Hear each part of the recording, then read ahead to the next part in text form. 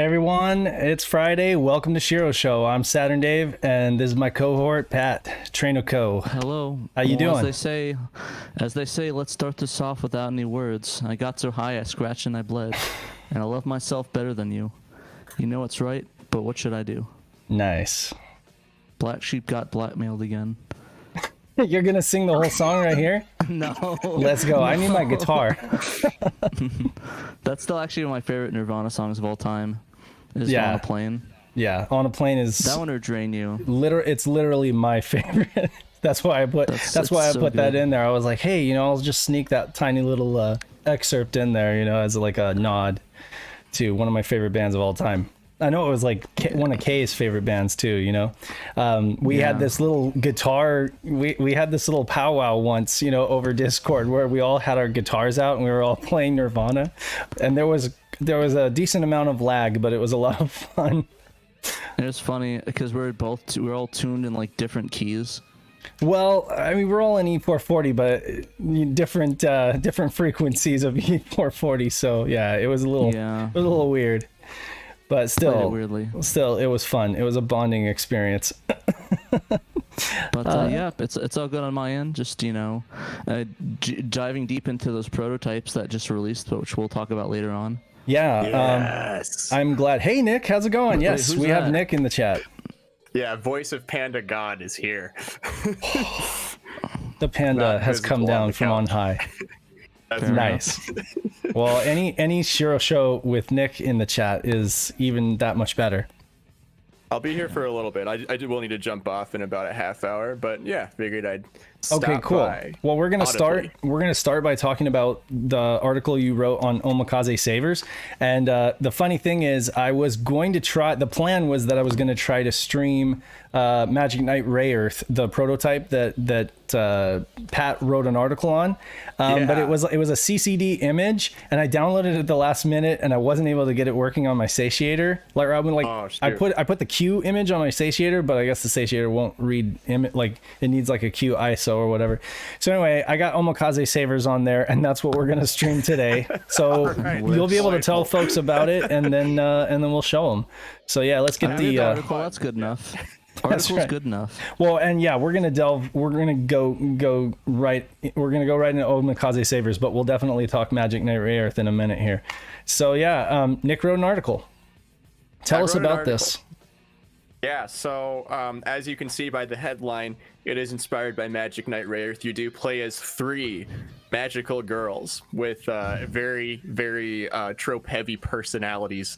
I came across this game through Film Cow, who some of you know is the guy that made Charlie the Unicorn amongst several dozen other cartoons and short films on the internet. That kills people. Yep, you know the one. You know the guy. He's the unicorn missing a kidney, right? He's missing a kidney, at least one kidney, possibly maybe more. A spleen. I don't know. Possibly. You never know. Does he also have a banana in his ear at one point? He was urged to put a banana in the ear? to put one in his ear, to put it directly into his favorite ear. But again, you'd have to watch to find out. It says who, but so Film Cow throughout the past few years has been streaming video games pretty much every night, like literally 7 nights a week. And as it turns out, dedication. The Sega Saturn is his favorite console. So every Saturn day night, he streams a Saturn game, and he's been doing this for about at least 3 years, if memory serves correct, possibly longer, maybe shorter. And he spent basically a month, 4 Saturn days consecutively playing Omakase Savers. What happens is he's got hundreds of Saturn games, nearly every North American game, and a lot of Japanese games. He got this because the cover art looked cool, and he thought it might be good for his stream, saying that if it weren't for his stream, he probably wouldn't have tried this out at all. Right. I hadn't heard anything about it. I wasn't able to find like a playthrough video of this outside of his stream, and I saw Fart Daily asked in the chat. He's not on Twitch. He just streams on YouTube. So if you just go to Film Cow on YouTube, that's where he streams. And all his VODs are in a playlist there of unlisted videos. I still can't not giggle at that name. And Nick also included the entire stream, right? at the end. All 4 parts are there. Nice. So You can check it out. So he's basically the first person I'm aware of on the internet to, play this game and post videos of it. Because it's not very common. There aren't a lot of copies of it. I think one of the sources that one of his fans found is that it had fewer than 20,000 copies sold in Japan. Ooh, new collector's Wow. item. Get on that, guys, before the prices go to $10,000. He bought it for $10. Unfortunately, Gotcha. I'm afraid that through this exposure that will inadvertently make the price go up. But hopefully more people play this game one way or another, because it is delightful. What's a better deal, Dogecoin or Omicron Savers? Probably give it another couple months, and Omakase coin will catch right up. Omakase coin. Hey, Nice. They'll sell the Omacoin? cover as an NFT or something. But works. all right, so on to what the game is about. I've been talking a lot about Film Cow and about the whole fact that nobody played this game. So what the heck is it? You play as 3 girls, not those girls. No. But Those are different girls. Those are magic. Those are It's different girls. it's these girls right here. Yes, those girls, those 3 magical girls. They come across a like some ancient item thing at some monument somewhere in a Japanese city, and it gives them these wonderful powers. And then suddenly ghosts overrun their little Japanese town. The first big bad ghost, he steals all the cakes, and you have to go around various cake shops that are empty. Various empty cake shops to talk to the people and find out where the heck all the cakes are and where all these cake stealing ghosts went. It's very text heavy, so at first glance this might be a game that you think Westerners just can't play due to the language barrier, but it's very easy to understand. The waypoints on the map and the controls and everything are pretty easy to pick up. If you've played a number of video games before, you probably won't have a difficult time progressing in this game. You just won't know what the heck anyone's saying, unless of course you speak and read Japanese. So yeah, you go around the town, you throughout your various waypoints, talk to people, and then once you find the ghosts, you get into an FMV battle with them. It's there's a timed YouTube video linked somewhere in the article, but no need to find it and click it or anything. But I'm sure you'll find out when you play it, Dave. But it starts out like kind of like a shmup style top down battle where you're moving your girl sprite around, dodging little tiny ghosts. There's like dozens of the little tiny ghosts, and then the big bad ghost somewhere in the fighting arena. And when you attack, you press the attack button, and then it pauses the game. There might be a screenshot of this if you scroll down a bit. That's an empty cake shop that you're on, by the way. Oof. And, I hate it so when you're here's the missing some battle screen. cakes. I know, and these girls didn't like that much either. So when you hit the attack button, the game basically pauses, and you can select which ghost you attack, and then a little FMV cutout, plays a video of your magical girl shooting some fireball thing at the ghosts, and that's pretty much how battle plays out in a nutshell. There's 4 episodes. I think it took Jason of Film Cow about 8 hours grand total to beat. If you're a native Japanese speaker, it might take you a shorter amount of time. Fairly quick to get through. There might be a few places where you get stuck, but just follow the waypoints on the map. Dave, for when you play later, the flashing blue points on the map are where you should go and talk to people. Okay. Solid blue points on the map are where you've already talked to people. Good to know. There was some cross promotion thing. Feel? Feel. The 3 girls were part of Feel, which is a band, I guess. And the theme song was Nice. pressed to that mini CD, which Jason of Film Cow contemplated buying for a split second, but ultimately decided that hundreds of dollars might not be a good price for that. For a little mini CD. No. Not the greatest idea. Film Cow's in the chat. He says, really hope to get that mini CD of the theme song one day. Yeah. I hope you get it too, Film Cow. You've definitely earned it. I really hope you get it. Is it just me, or does for this real. sound kind of like Magic Knight Rayearth meets Yokai Watch? You know, I was just saying the same thing. I was thinking the same thing. It seems so much like Yokai Watch. Yeah, it's way before I'm not Yokai terribly Watch. familiar with Yokai Watch. I know a little bit about it, and from what It's I cute. know, I like It's Yokai great. Watch. I think that's an accurate description. Yeah. And so the 3 actresses who play the girls in Omakase Savers did play the Magic Knight Rayearth girls in a commercial for the Sega Saturn / Game Gear game. I thought they looked familiar. Yep. So that's where they look familiar. And if you do read this article, be sure to watch the theme song, the opening intro of the game, because it's delightful. The whole game is just a real fun, wholesome treat. And if you're into the magical girl anime or just games similar to this, you're going to get a kick out of it. If you're really not okay with language barriers, you'll still be able to get through the game, but you're not going to be able to understand what anyone's saying. So maybe that'll be the next fan translation.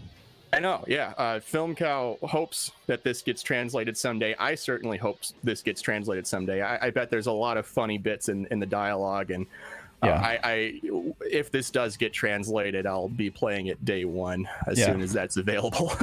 I will say one thing that go ahead, Pat. The one thing you didn't explain is that they're dressed as the Magic Knights. Did you want to say why? They were in the commercial for Magic Knight Rayer. I told you that. Oh, okay. I got it. Yeah. And one other thing I thought was funny is that their personalities and color schemes almost mirror the Powerpuff Girls to a T. You mentioned that. The only difference being that Bubbles wears blue and the Bubbles equivalent wears orange in this game. So that's kind of... They probably didn't want to do those colors for obvious reasons.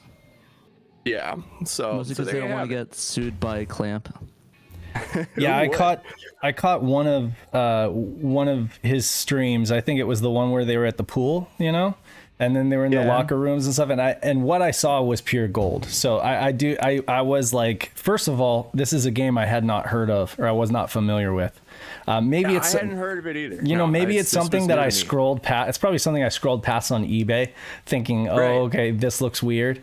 But again, like. It looked, honestly, the front cover looked like a ramen box. It looked like, it honestly Omicron Savers, or Omicure Savers. Yeah, but again, like, after seeing his stream, I was just like, okay, I gotta play this game. So I'm actually glad that we're going to be able to stream it a little bit for you guys and just, talk Saturn. Film Cow has popped up in the chat again, saying that the orange omakase saver, Sayako Chiba, has done voice work, a good number of it. And I think this is mentioned in the article. Jason also found that a couple of the people who worked on this game also did stuff for Sakura Wars 2 and 3, and among other things. If memory serves correct, it's in the article. So if I'm wrong, then sorry. But it's correct in the article. Yeah, well, thank you for writing this up. I mean, you did a very thorough job. Well, big thanks to Film Cow. This article wouldn't exist if Film Cow hadn't bit the bullet, paying $10 whole ass to get this game and stream it. $10 whole ass. Hey, $10 for 4 different streams. That's something like good. Payout to me. He made that game work for itself. And also be sure to watch his streams every night. This guy's streaming Saturn games. So he's streaming every night, but Saturn games on Saturn Day, right? That's right. Yeah, he streams video games every night, Saturn games once a week on Saturn Day night. So the Valley, right? Yep, the video game Valley. Jason, thanks again for agreeing to be interviewed for this article. Greatly appreciate it. And of course, thanks for bringing this game to light at all. I really don't think the Saturn scene as a whole would have really found out about Omakase Sabers and what this game's really all about if you hadn't played it on that stream. So thanks for showing the world the glory and joy of this extremely wholesome magical girl experience. And Jason in the chat saying $2.50 a stream. It was a bargain. Yes, sounds good to me. Now you guys can get out there and jack up the price. Just kidding. Wah, wah. But also make sure to check out his animations too. They're very funny. Yeah, if you're not familiar with his animations and you like weird comedy, you'll enjoy his work quite Absolutely. a bit. Dad Cop 2 is an unsung hero of internet videos. So yes, and you can't be the llama one. No, exactly. That's llamas with hats series. Yeah. So that's Omakase Sabers. I'll stick in voice for here in a little bit, but I'll jump off in about 10-15 minutes. So. Sounds good. Nice. Alrighty. Well, moving on. Our own Peter started a new series on Peter tends to write like long form editorial, and it's very researched and has like just loaded with facts, and when he writes a short article, it's still not incredibly short, like, but it's short for Peter. And so he started this new series called SHIRO Shorts. It kind of reminds me of like Salute Your Shorts. I was about to say that. Pat and I have like a mind meld going on here. Jeez, I was about to say Salute Your Shorts. Nice. No, but it must be like a Friday thing. I don't know. Anyway, so Peter decided we're 90s kids. We're 90s. Peter's gonna be bringing us periodically these short form articles just featuring little nuance, little things about the Saturn's history or like the marketing, and he's got a ton of these nuggets. You know, Peter, I've talked to him on several occasions where he's just got all sorts of ideas for this stuff, and right now we're just he wrote an article about the faces of Saturn marketing. You know, obviously Hiroshi Fujioka comes to mind as like, you know, well, he's the poster the poster guy for Saturn. For Japan Yeah. Saturn. But I mean, you know, now he's kind of transcended that and just become almost like our Lord and Savior Saturn, you know. Holiness. That's right, because you know he'll kick your ass if you don't play Saturn. That's right. Common Rider, yeah. Paul in the chat is that is correct. He played a couple different things. He was also like he also did like a ramen commercial, but yeah, he's the Common Rider guy. Huh. And let's see, we've got Hannah Sin. We actually had an interview with Ken Lowe, and he gave us a bunch of cool information about the faces of these Saturn ads. And so Hannah Sin was the gal we see here in this Head for Saturn ad. They also featured. Is she the one in the video as well, or is that the other lady? I think that was a different woman. You know, I think it was a different woman, and that's not listed here in the article. We who knows? Peter might be updating this in the future, but there was also even another gal for the Brazilian ad. So there's a lot of faces of Saturn. This doesn't cover all of them, but it covers the ones I still think the Brazilian man on the end of the beginning of that ad is like the best. Yeah. The best. So when I uploaded that, somebody thought it wasn't even real. They were like, "This is fake." And then somebody from Brazil was like, "No, I'm from Brazil, and I can vouch that this is real." You know. There's a lot of that going on with Saturn ads. Oh yeah. A lot of it's very difficult to believe. And a lot of it's like basically just like translated, but they like remake it almost. So Right, it even like, are seems you like a sure bootleg, which is kind of funny. Yeah. Right. We had Ione Sky for one of these mag ads, from one of the Head for Saturn ads, and what was the association with Sub Pop? I can't actually read this, but I'm seeing the Sub Pop logo there at the bottom. I think that I might be wrong. My memory could be failing me, but I think this might have been covered in our Ken Lowe interview. But if it was, I don't remember what he said about it. I could also be totally Gotcha. wrong About that. Yeah, might be talking out of my butt. it's too small for me to see, but it must have been some kind of music promotion or collaboration. Yeah. Yeah. Can't speak to it knowledgeably off of the top of my head. Yeah, But two Nirvana references in one show. I know, right? There you go. You had Ice Cube, good old Ice Cube. Ice Cube. Hell yeah. Yeah. You know, somebody on the SHIRO group put up a meme that had Ice Cube with a thought bubble saying, I'm glad they didn't call it the Sega Uranus.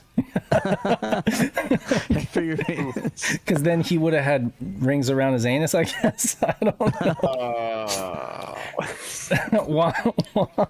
I'm not commenting any further. You're not gonna comment. It's okay. I went there. I'll be the guy. Anyway, okay. So you had Ice Cube, of course, and then for the Nothing Else Matters campaign, we had Barbara Moore, who was featured as the naked lady behind all of the screenshots that we're apparently not supposed to see because we're distracted by Saturn creamy 3D graphics. That's right. And Peter managed to get a shot of Barbara Moore in there.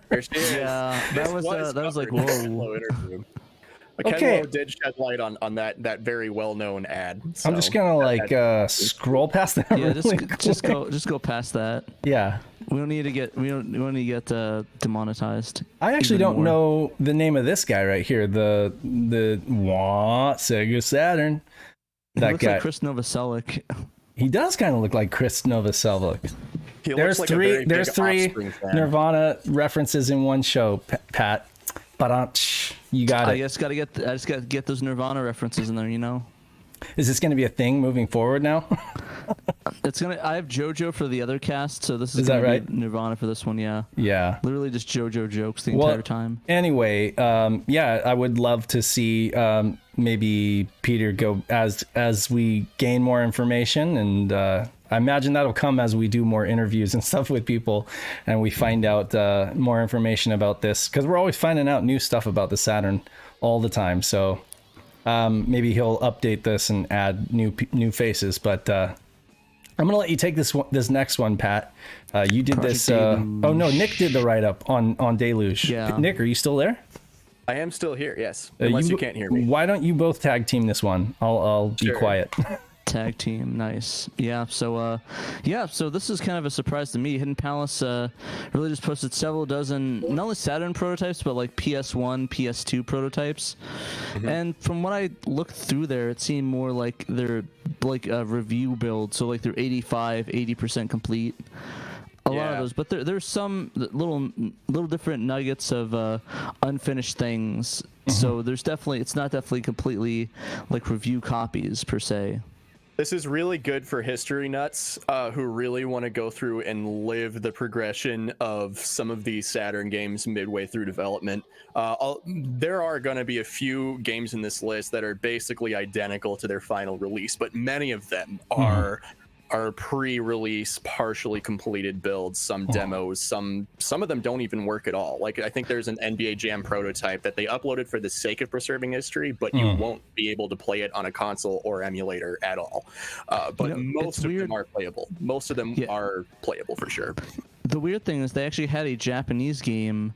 I forget what the name of it was, but it actually had a Japanese game as a prototype, and I'm wondering what that's about. Maybe it might be one of those, like, you know how the magazines like they sort of previewed the Japanese games like when it's in Japan. Maybe it's one of those things. Is it this I know idol? that happened a lot. Like, I know with Parodius that happened. Idol or at least they Janashi. imported it.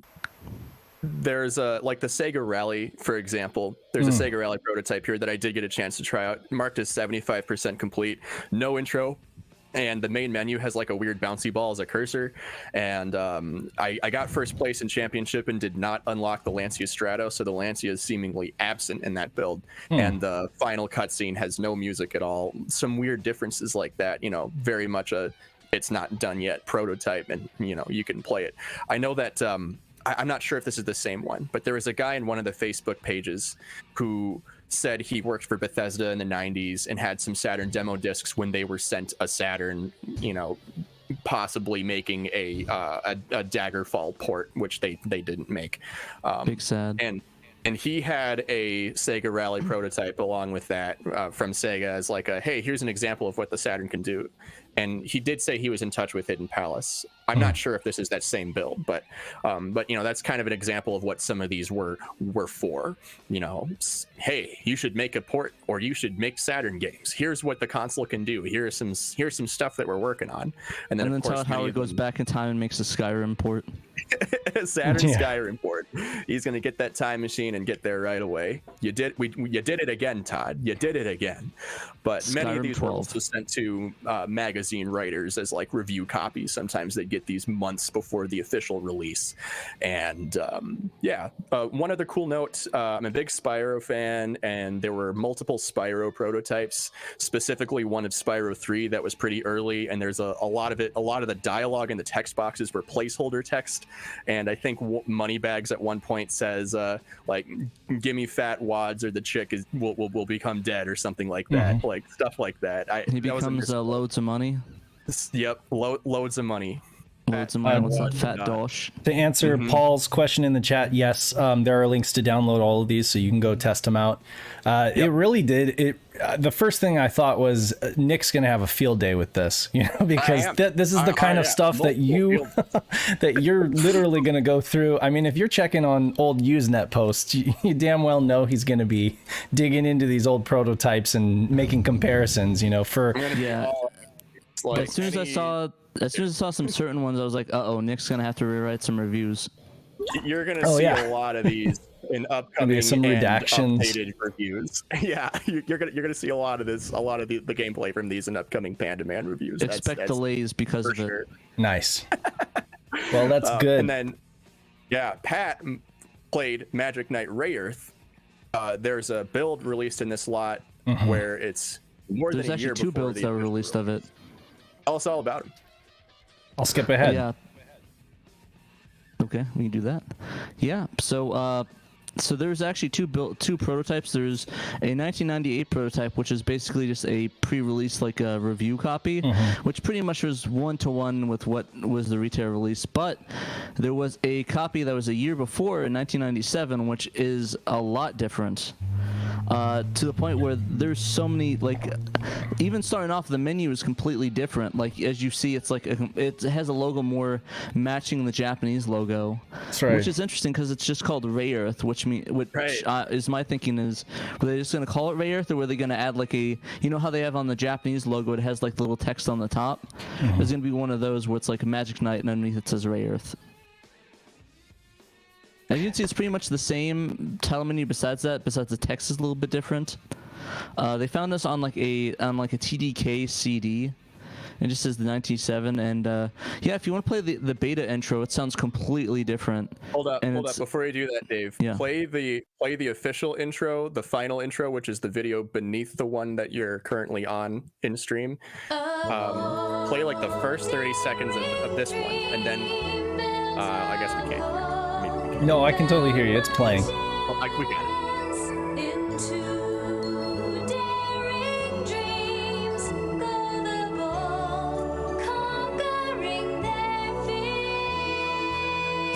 So this is the official final. This is the good one. Now play the bad one. Yeah. All right. And you'll notice straight away that there's a lot of differences. You'd be like, oh. All right. Here's the bad one. Cover your ears. Cover your ears.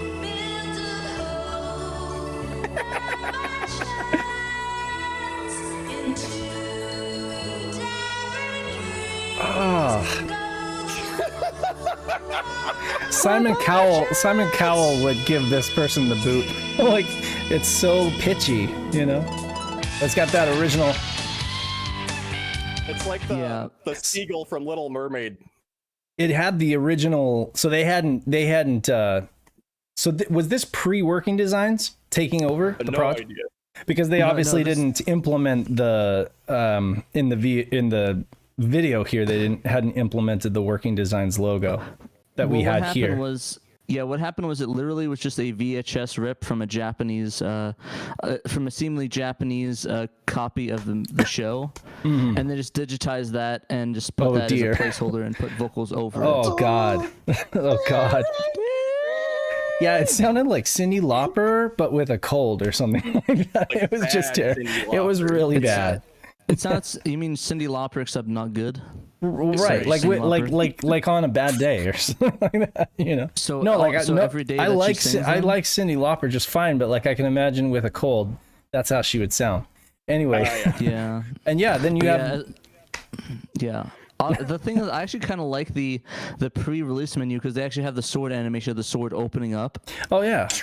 Because and the other one is just like a static logo. There you go, Magic Knight Rayearth. There's this cool little thing. And I mean, it's not bad, but like I don't know, I kind of would like that them adding that sword because that's in the Japanese version as well. So what things? What were the biggest things that stood out regarding the actual gameplay to you? The gameplay, it's pretty much 1-to-1 with the regular copy because all it is, it's like the fan translations we have today where like they're hex editing and putting the stuff in there. Like as you can see, one of the biggest changes that I found in terms of text is that little quip about the people running the store are a certain other group of people. Right. That I'm not going to say on here. Other group of people. I'm not saying it so we're not getting like in trouble. Right. But yeah, they as you could see, they use a little bit of harsher word for the people that are running there instead of the word creeps. Right. Or crepes. Crepes. Depending on how you pronounce things. A slightly more tame description. But yeah, the game is pretty much in English at the beginning part. But if you want to scroll down, you can see like the journals are not translated. Some of the cleaf tips are in Japanese still. Some of the NPCs are speaking Japanese. All the journals have no voice acting and are full Japanese. And of course, probably the most interesting part is that the only English dialogue is in the beginning part. If you want to play that up there, I have it timestamped up on the top. It's the video of the text and you can hear. Oh, it doesn't play from that part. Oh well, But yeah. I can jump ahead. It's going to be the cutscene after they arrive. So it's after they arrive in the Magic Night when it's in the all the demon guys are talking to each other. The legend becomes Right there, that one, yeah. embarrassing reality. And you can see that guy right there. His voice is dubbed, but everyone else is still in Japanese. I gotcha. Interesting. Just and very. yeah. Go ahead. It's actually the same take that they use in the game as well. Mm-hmm. So it's the same vocal take. There's no change. It's literally what they used one for one in game. But I mean, it's probably just a proof of concept. There's no lip flap syncing to him, so it's still the same lip flaps that they used for the Japanese version. But it's just I guess a proof of concept, I suppose. I gotcha. But yeah, there's quite a bit, and the cool thing is that you can actually use your save from the retail release in this one, and you can actually go and check out different parts of the game without worrying about things that if you want to see the differences at that point. And of course, there's still some glitches in the text boxes as well, or placeholders. Right, I saw that. Interesting. But yeah, there's it's very interesting, just all the differences inside of the game, and how much it like changed between the two, and the changes that they made. So I just thought it was so big that I thought it'd be worth writing an article about. Yeah, I think people would be interested. Right. I still can't get over the awful singing in the 97 build intro. Yeah. It's that made my day. That was bad. That brightened my day right up. I'm not sure who it is, but I thought it was the person that sings the Sega CD version of the lunar opening theme. I thought it was, but I'm not 100% sure. It's slightly different. So if you guys if anybody else knows for sure, definitely let us know. But that's my theory, is that somebody just just laid out rough vocals. There's called guidance vocals. A lot of artists do it for that write the songs. Like there's plenty of videos online of people singing I think Dolly Parton singing "I'll Always Love You," and just having guide vocals and okay, this is the pitch that I want it to be, and then they send off to the artist and they do it, and that's pretty common with a lot of songs. In Milli Vanilli's case, though, they just left the guide vocals on there. Milli Vanilli. Yeah. Nice. Just gotta throw a burn in there. But Nice. yeah, it's really interesting. But if anyone has any more questions, definitely let me know, and hopefully we'll see more changes through the coming years as people dig through the game. Yeah, absolutely. Good stuff. Appreciate you digging into that. Yeah, it's, definitely. A lot of fun differenents there. Yeah, and thank Yeah, no you, worries. Nick, for digging into those other ones like Sega Rally and stuff. Yeah. I wouldn't know. Yeah, it's a lot of small stuff. But again, if you're a history nut, especially a Saturn history nut, that's going to be a gold mine for you. Highly recommend looking into that. Cool. Bless you. Yeah, bless you, Pat. Sorry about that. Blessings for Patrick. Next blessing comes from Abrasive with more stock Hell on yeah. the satiator.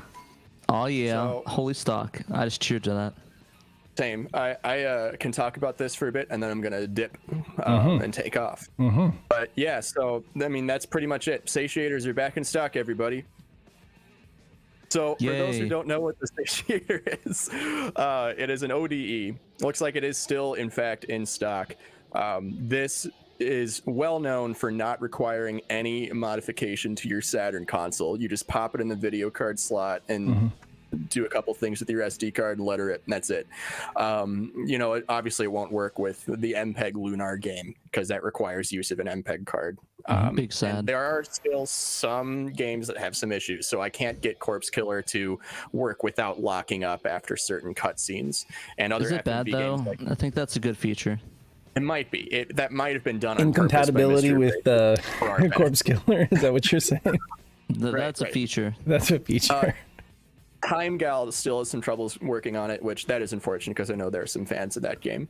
And Is that in English or is that in Japan? Was that released in English or is that Japanese only? personally haven't played it. I'm just aware that is one of the trouble games for the Satiator. And mainly due to its just being really heavy on weird FMVs. Yeah.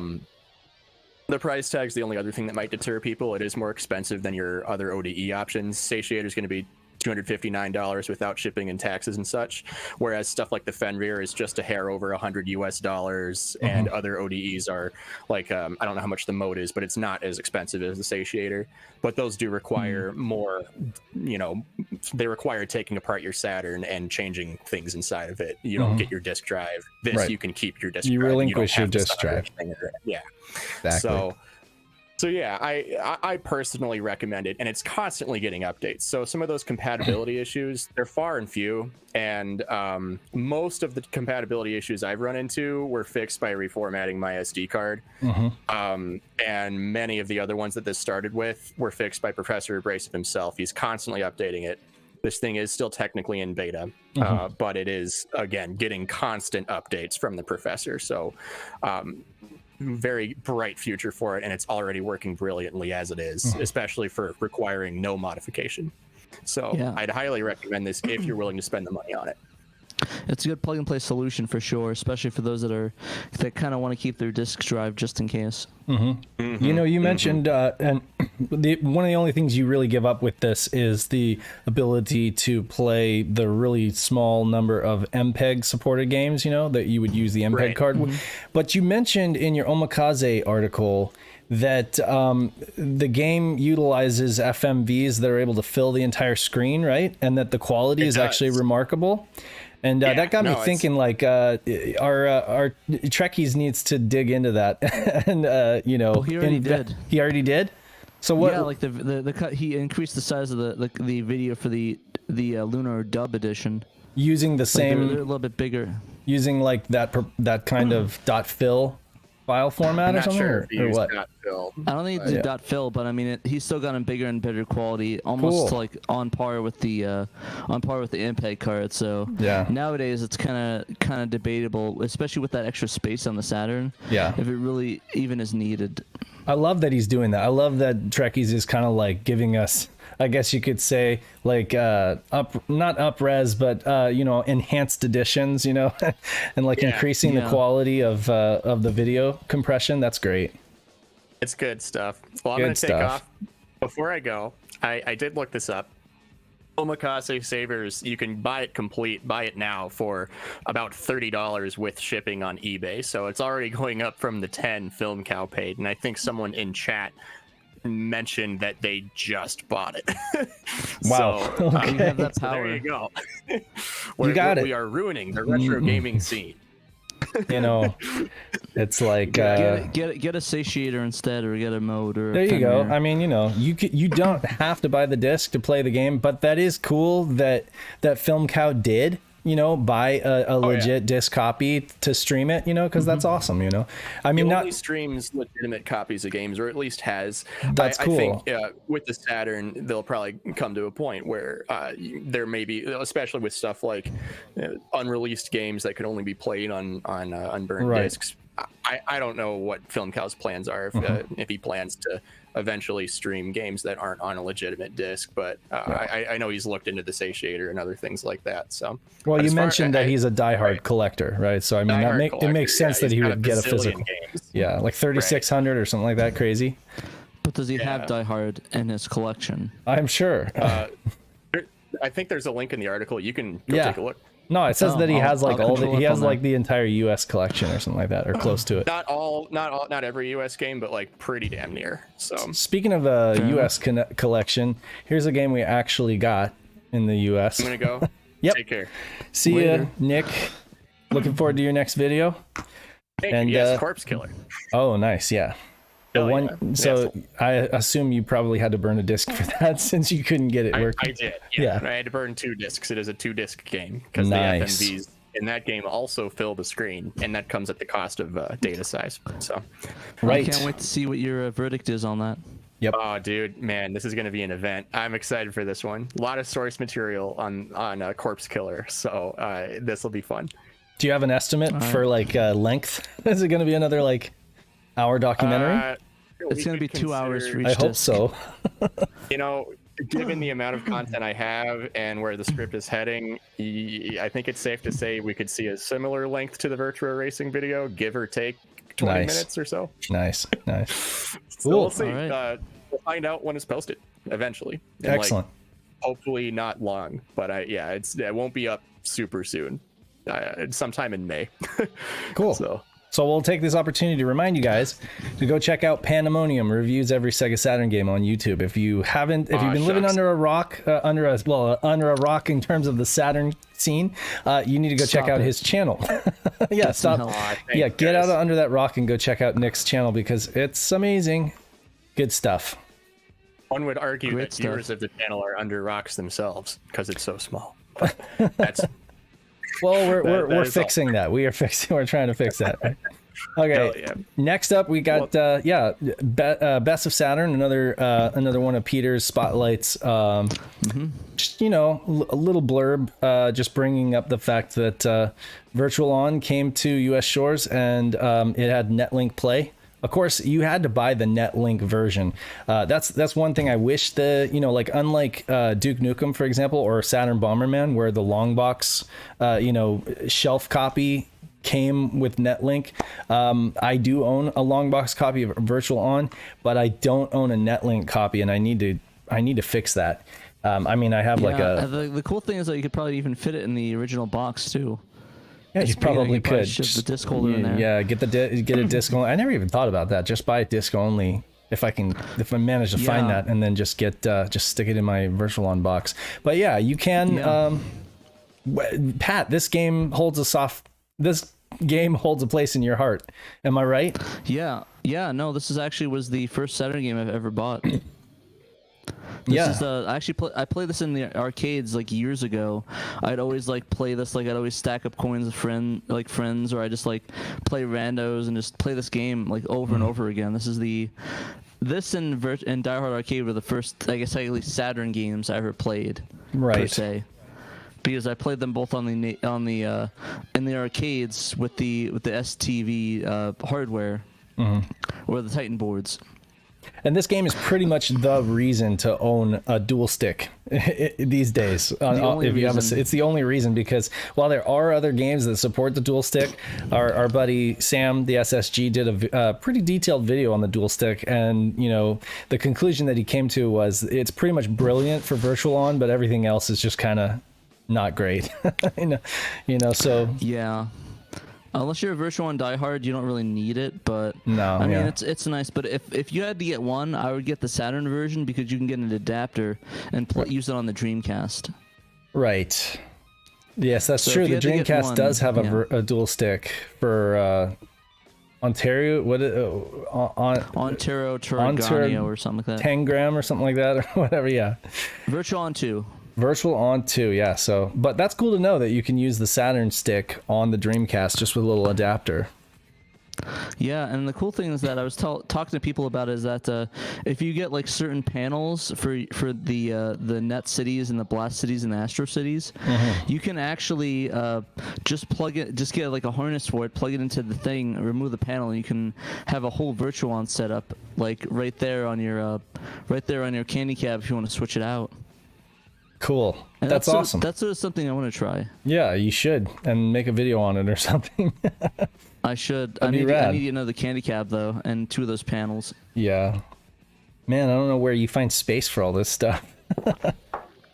You just throw stuff in the closet and hope it fits. Okay.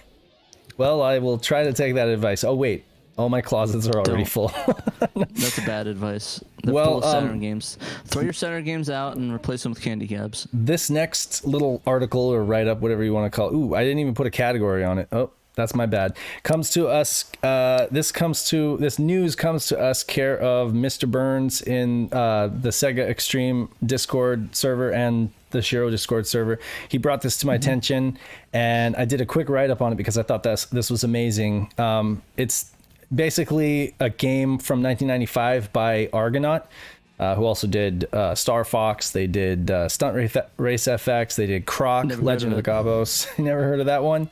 Never heard of Star Fox. They did Red Dog on the Dreamcast. Several other games. I never played that one.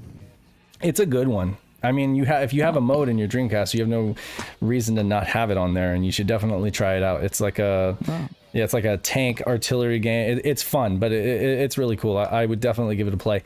But anyway, so Sega Extreme has what basically happened is the source code was anonymously uploaded to Discord server, and it's now been hosted for download over on Sega Extreme. It's that same guy that did the Last Dynasty upload. Is that right? Oh no, Maybe. You're just saying what if it is? Okay. Well, anyway, it was anonymous. It was anonymous. So basically, you can go download it and poke around with it if you have an interest in Saturn development, or you have any kind of tools that you could work on it and mess around with it. But that said, it was released as a MS-DOS game in 95, and it was published by Philips Interactive, and I guess it kind of it blends several genres, and that's actually one of the criticisms. It actually got fairly good scores, minus the caveat that most reviewers said that it was just trying to do too much, and that if it had gone with one really solid direction or something like that, it would have been a better experience overall. But that the production value was very high. So that's interesting. Basically, the player assumes the role of the protagonist. Fap, or I don't know what I'm saying. Jeez, what? Fap. I can't. Sorry, we're just gonna say it's Fap. No. Yes, and protagonist Fap. He's a humanoid stranded on an alien planet. He faces off against the DAC, and which is like a digital analog converter. Exactly. A race of cyborg aliens who want to invade the whole place. This is I pulled this from Moby Games. Records. Only chance to escape the planet is to help these guys thwart the invasion. And the rest of this, literally, I included a link to the article on Moby Games, so you guys can check it out, because this write-up pretty much comes from Moby Games, and so do these screenshots. I did go ahead and link Mr. Burns' Sega Extreme profile. He says that at this stage... I should say excellence. Yeah, at this stage, it's going to need some extra work, dev kit maybe, to see if it can be built to work. And we're just crossing our fingers that somebody comes along and does something with it, because as it is, it's just source code. The game looks like complete trash. Yeah, that's the thing too. I can play a little bit of it. I'll turn off the audio from the video wall and play a little bit, just so you guys can see what it's all about. So like lots of FMV, 90s, mid 90s FMV. My favorite, oh boy. Your favorite. Very similar, I guess you could say, to Last Dynasty, in that regard. I mean, what would a mid 90s game be without FMV, right? And that's a good point. You can probably skip ahead to the gameplay. This looks like M2, like 3DO M2 footage or something like that. Skipping ahead. I like that furry that was going through there. I know, right? Let's skip ahead to the gameplay. So you got stuff that looks like Land Speeder, Star Wars Land Speeder. The music is bizarre.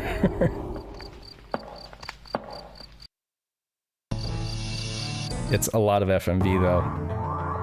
And you got some of this stuff, third person adventure game type stuff. It's an action adventure game, that's what it is. So I like how this guy is like walking and looks like he's like swagging it. Yeah. But I mean, it just comes down to if somebody's looking for a project, they happen to be reading this article or watching this, and you're interested, just go ahead and download the files. They're hosted right here. And give it a shot. I mean, for the sake of preservation and stuff, I can see this being like an interesting project. But again, like you say, Pat, I mean, it really comes down to somebody like looking at this and saying that this is something they want to mess around with. It's definitely, I've seen people mess around with worse. So I guess that's true. I guess whatever. That's true. So we'll see. Anyway, it's newsworthy nonetheless. And finally, I wrote up a quick little article, and it's good because we only have 5 minutes left before we need to switch over to the game stream. But Super Potato basically opened up a new eBay shop that is international. So all prices are in dollars. They're doing direct shipping to the buyers. No need for an auction middleman or anything like that. And it kind of cuts out a lot of the independent resellers who have for years just kind of squatted in Japan and just gone to all of the shops and bought up deals to share with folks on Facebook groups and over. You forgot to mention jack the price up 30% or more. Yeah, well, I mean, that's the thing is it used to be that you could get pretty good deals through private resellers, and that they would pretty much, do marginal markups, just so that they, because they have to, that's a lot of the ways that they're paying for their expensive apartment rent in Japan. It's not cheap to live there. But, I mean, you could say that they were doing us a service, because that's how a lot of us have been getting games. And in recent, I want to say like in the last couple years, some of those folks have actually been going direct to eBay, importing stuff and then selling from US accounts. Like there's a dude out of Arizona actually that good guy, and does good business. Everything that he has for sale is in like pristine condition, and it's reasonable prices, but again, it's been imported and then marked up.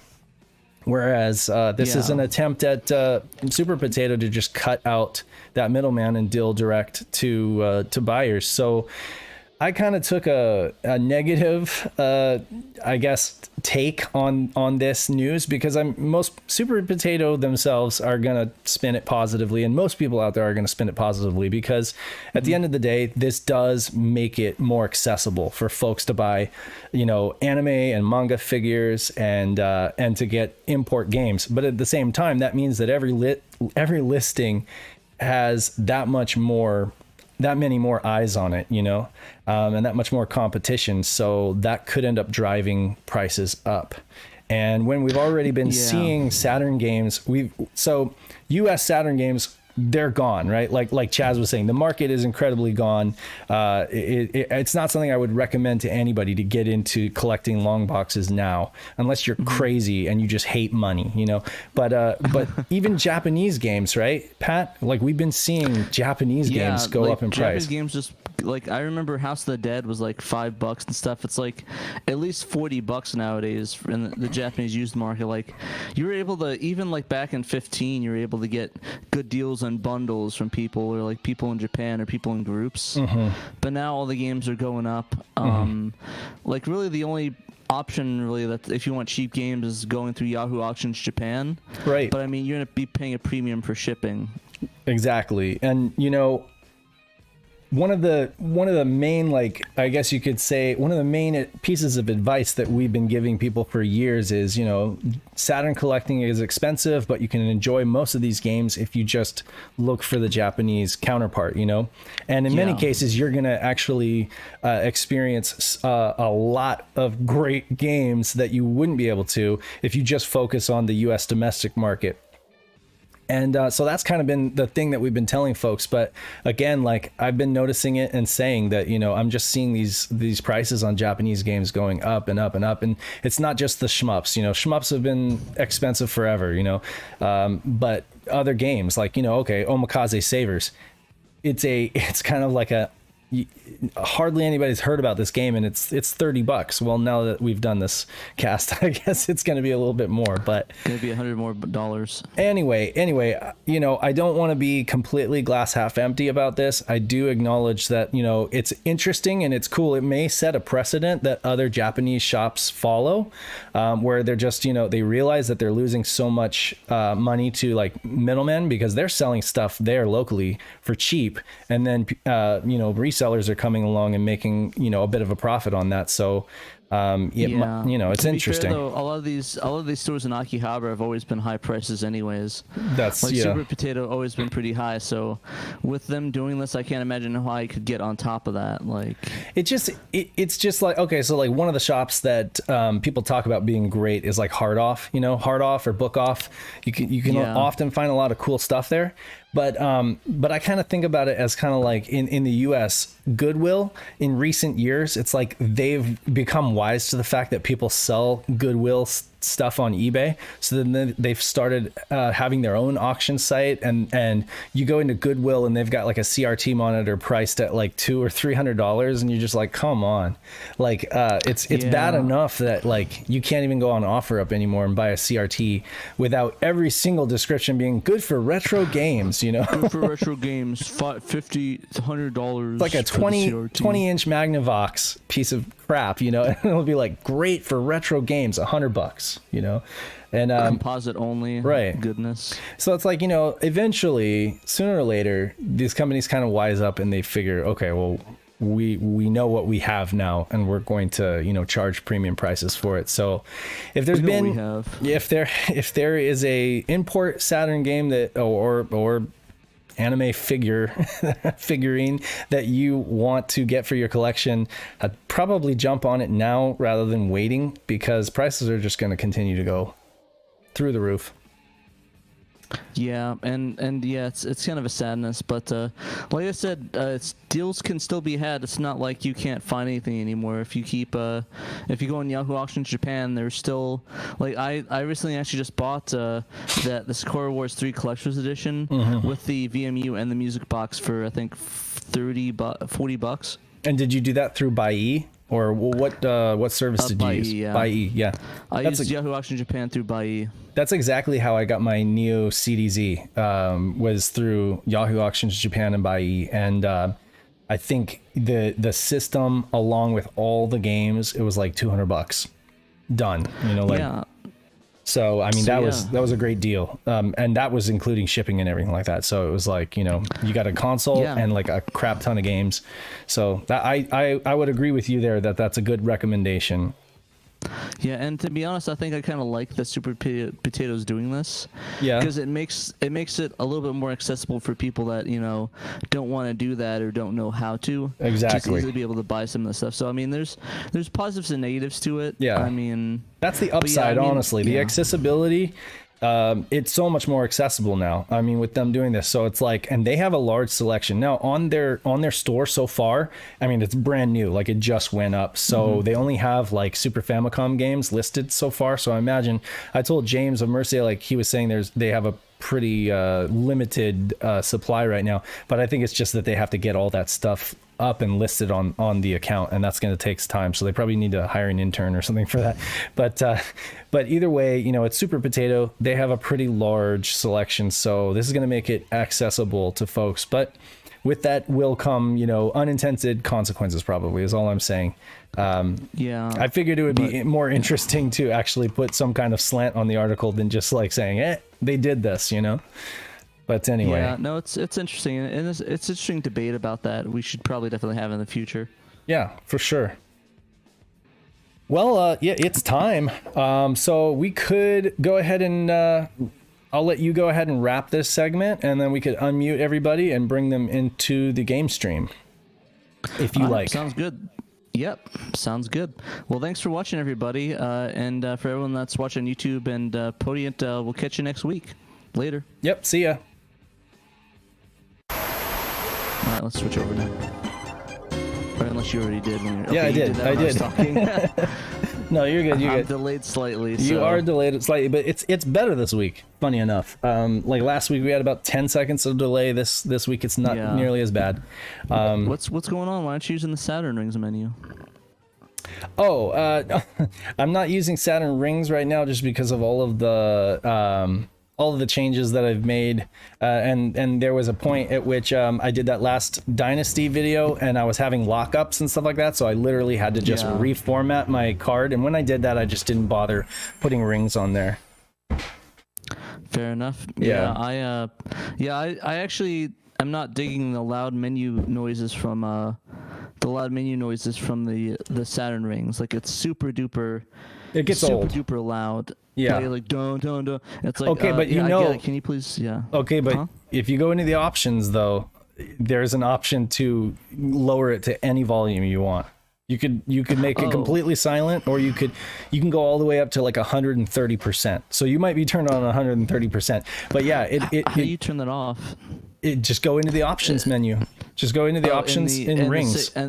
Yep. Okay, so you don't have to do it like outside of the application. No, you go on your Saturn in rings, go into the options, and then just set the volume to whatever you want it to be. So, you know, it's adjustable. Okay, so we were going to. Do we have anybody in the chat? By the way, we have like 21 people watching the stream, and it looks like Trekkies. I'll put the link in the chat for everybody, just so if they wanna. Oh yeah. And I put it in the description of the stream as well. Oh, we don't actually have anybody in the live stream room with us. I see. Okay. Well, I'm gonna try to fire up Omokaze Savers here, and I'm just gonna cross my fingers that my satiator just plays nice today. So far so good. It satiates. I'll put the link in the chat for people that want to join us in the voice Satiates chat. our need to stream.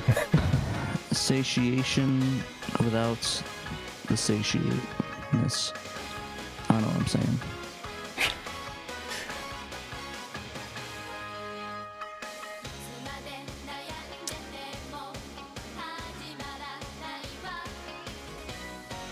I think this is awesome. I'm just gonna let this play. Yeah, But, that's kind of weird. It is like the Tails doll, the Sonic and Tails dolls in the back. Yeah, I thought a lot of the references were pretty funny. Also, I kind of like they're acting like they're supposed to be like middle school or high school girls, and it's like you ever watch those college movies where they're obviously like 30 or 35? Yeah. Sort of like that. Yeah. I am gonna have to make an adjustment to the stream to the capture, because I actually have it kind of like squashed a bit for when we were doing the Dreamcast, and I just realized that I need to like change that. So let me just see here. Scale filtering. No, that's gonna be under transform. Edit transform. Savers.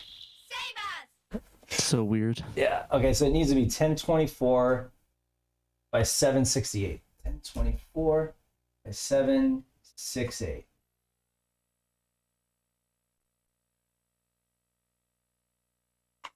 For a second, I thought those pedals were an effect from Sakura Wars. Ah. Yeah. They definitely. Like it definitely has a. It's definitely reminiscent. I will say that. Yeah, looks like Trekkie saying the Cinepack encoding looks decent though, and it's like, yeah, it does actually look kind of good. Our vertical shift and everything like that is just all messed up. Is this Power Rangers? You could make that argument. You could make that argument. I will. You're gonna make that argument? No, I won't. I don't know. Let's just scoot this over. Did your kids do Power Rangers or? You know, no, I haven't actually gotten around to showing my son Power Rangers. I don't know if he would go for it or not, but Nah, he's probably too old for it at this point. It's all good. I see what they mean though with the with the full screen video, and it doesn't look that bad. I mean, obviously it's compressed, but it's definitely better than a lot of compressed video that I've seen on the Saturn. Yeah, for real, it looks quite nice. Fan of the. Come again? We had somebody talking. Was that Paul? Yeah. Yeah, hi. Yeah, I'm a big fan of Super Sentai and Kamen Rider. So your Power Ranger comment, it's a mixed bag for some. Fair enough. I mean, I loved it growing up. I just you know, I haven't gotten around to like introducing I'm a him. big fan of Kamen Rider and Super Sentai. Yeah, I never got into the Sentai stuff, but Yeah, if this is actually Sinpack, I'd like to see what the video files look like, because it looks like they really did a good job with it. Yeah, he said they're all like. It's it's definitely like out there and on par with what I'd say you'd see on like the PS1 of the time. So have you not looked at them then? Because we were talking about you. At this particular game, no, I haven't. Oh, he said they're I didn't all. even know that. I didn't even know this game like existed. Yeah, in Nick's article, let's see what he says. They're all like .fill files, and that they fill the entire screen. I don't know. I guess maybe that's why they're called .fill. The SynPack header is called a film header, so they may just be referring to that. I got you. Like in Clockwork Knight, all the files are called like film.synpack. Right. So yeah. Anyway, that was the comment I made. Is that I bet Trekkies would like to dig into these and see what they were doing, because Nick mentions like how good the video looks in this game, and I agree. You know, it's for not being MPEG, you know, it's good. One thing like that I think a lot of developers like missed like doing properly with SynPack is if you just match the specs of what most PS1 videos were doing at the time, which they were usually 15 frames per second, if you just do that, you're going to get something that looks almost on par. Right. It's like they're almost always doing these like I was looking at the Clockwork Knights one and the Panzer Dragoon ones. They're like absurd. It's 30 frames per second, and they waste like they're doing like CD quality audio. That wastes a ton of the bit rate. Yeah. They would waste a lot on frame rate and audio bit rate, right? They'd waste a lot of the quality. Yeah, and then it's like to make up for it, everything gets compressed to hell. Yeah. Like here, I'll be honest with you, the frame rate looks kind of low. If I'm being honest, like the quality looks better, but the frame rate is lower. The frame rate's low, so I'd say it probably I'm guessing they're doing like 15 frames per second would be my guess, because of just how little artifacts you're seeing. Yeah. It makes me wonder if it's worth the trade-off. Well, like I said, most stuff on the PS1 is 15 frames per second. Like all of Final Fantasy 7, 8, 9, all those are 15 frames per second. Mm-hmm. I don't know. What do you guys? Are you guys more of a frame rate or more quality guys? Well, I mean, if we're talking gameplay, then obviously frame rate is important. But for FMV, I don't. Well, so I guess the question is, because you guys both played the Lunar English patch, how'd you feel about the quality in most of those? I thought they were quite good. Yeah, I thought they were good. Most of those, I dropped it to 15 frames per second. You probably couldn't even notice. I mean, I think I played a version, like an earlier version. I don't think I played the final version that you worked on, because I know after I played it, you posted that you had made some even better improvements to it. Yeah, so it was basically the last two improvements I made. I wouldn't really call them improvements. It was basically for the last two like cutscenes. I dropped the frame rate because they were making the image too big for mode. Oh, okay. Yeah, So but unless you're doing a bunch of camera pans, you're not going to notice that low frame rate most of the time. Exactly. fair enough. That makes sense. And most stuff's 24 frames movie-wise anyway, so it's not that much off anyways. Yeah, and even like for example, like I think I sent you guys like the Clockwork Knight sample I tried the other day, which all I did for that one is I just lowered it to 24, and that even made a difference. I don't know what just happened. I thought I started the game and then like played the intro again. Oh, here we go. So you're able to get that. You're able to get that disc file then, the VCD file. Yep. They're not great, but they're definitely better than what else we have. That's kind of sad, actually. Well, I mean, it's MPEG 1 quality, so it's basically, unless we had access to the original renders, which that's, if they still exist, they're probably buried in some hard drive Sega has under a desk or something. Probably dead as hell in some sort of drawer and some archive. So M2 has said like they surprisingly have quite a bit still available. Like when they were doing the Sonic port to the 3DS, they actually still have the source code to Sonic Jam. Huh. That's kind of cool. Because like that's what they looked at to figure out how to add the spin dash back in. Oh, Pat, this looks like a yokai coming out of like a little amulet or something like that. Looks like what's his name? Was it Whisper? Is yeah, the ghost one? Like Whisper. So now wait a second. I'm thinking like, okay, could this game have been an inspiration for that? because you're not wrong. Like for drawing that comparison, you're not wrong at all. Like they've got an amulet, they've got like a special amulet with a little yokai coming out of it, and he looks like a little white goat. I mean, it looks almost exactly like Whisper. Yeah, I think for the most part though, with the yokai watches, that they're probably both based off of, you know, the yokai folklore, as a lot of them are. Like there's a lot of stuff like the umbrella one, the not tanuki, what's like the turtle looking one? I can't remember what the name of those are. But there's like turtle? a mythical turtle one. It's like a kappa. I can't remember. Kappa. Kappa? Yeah, kappa. Oh, Kappa. Yeah. Yeah, like the kappa thing. So it would make sense, as there's a lot of that inspiration from that. But yeah, I wouldn't be surprised if it maybe took. I wouldn't know why they take inspiration from this game specifically, as I don't think this was pretty popular in Japan though. But you never know. Maybe some guy was watching some Japanese TV show and saw the Feel band playing.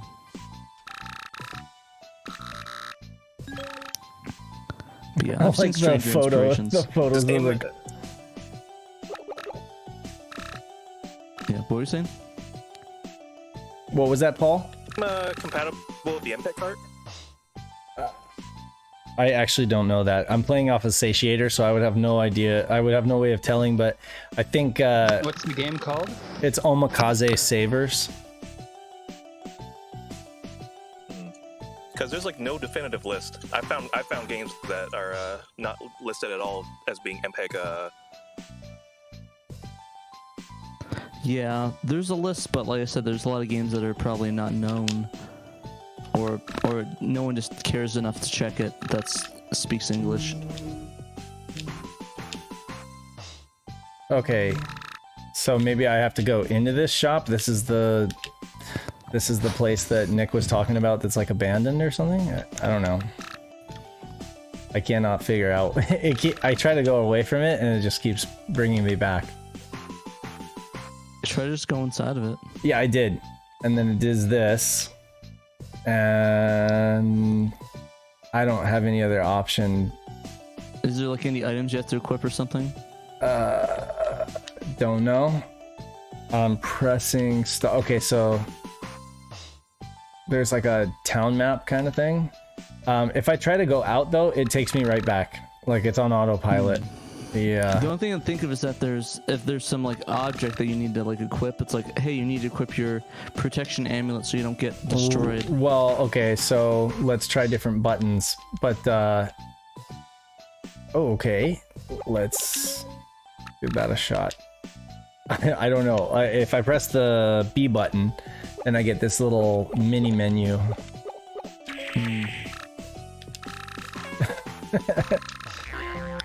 Okay, that did something.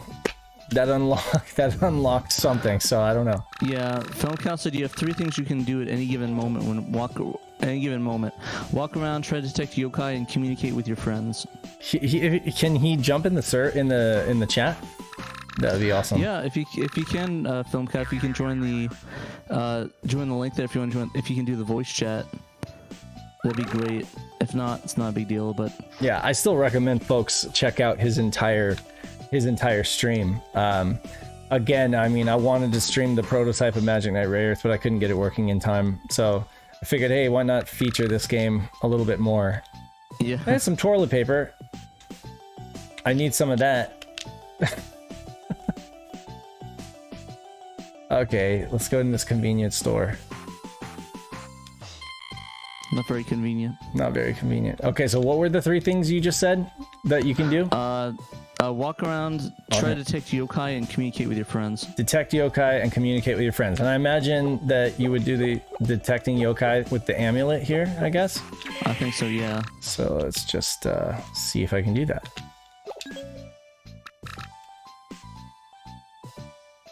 Meat, fish. I'm in a grocery store right now. It's like Men in Black, almost. One little bit of exciting news is XL2 got back to me with all those interview questions, so I'll be able to do like a nice write-up on his games and, you know, all of his thoughts on Saturn development and stuff like that, so that's going to be awesome. There's like a little Honda Civic right there. Ooh, hatchback. I wonder if it's a Type R. Well, you can't see, but Could be. Cross the tracks here. And this is like the little bakery thing that I was at before.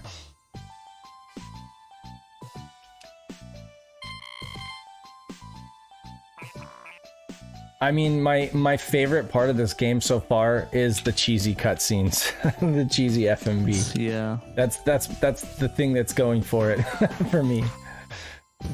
Yeah, if we're not making any progress, we always just switch the game up to something else. Oh, Film Cow's in here. How's it going? Is he? Oh yeah. Yeah, he just joined.